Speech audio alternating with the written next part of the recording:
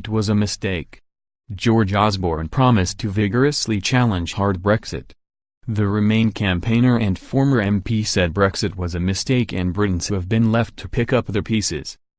Speaking on the Today programme, Mr. Osborne said he was so strongly of the view that it was a mistake for Britain to leave the European Union that he could not unite the Conservative Party and decided to step down as an MP.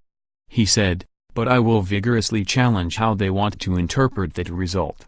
And I don't accept that just because we are leaving the EU we have to, for example, leave the customs union or we have to radically clamp down on immigration."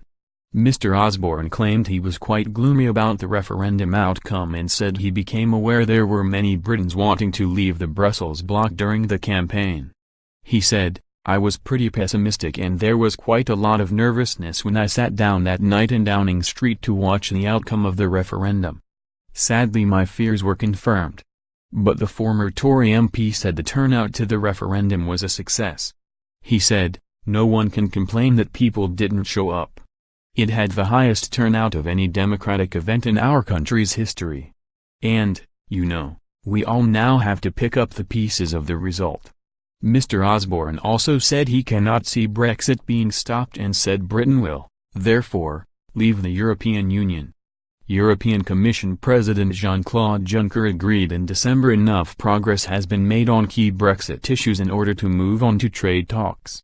Prime Minister Theresa May had to back down to the European Union on a number of issues, including raising the divorce deal to up to £39 billion and full alignment on the Irish border, which has been criticised by staunch Brexiteers.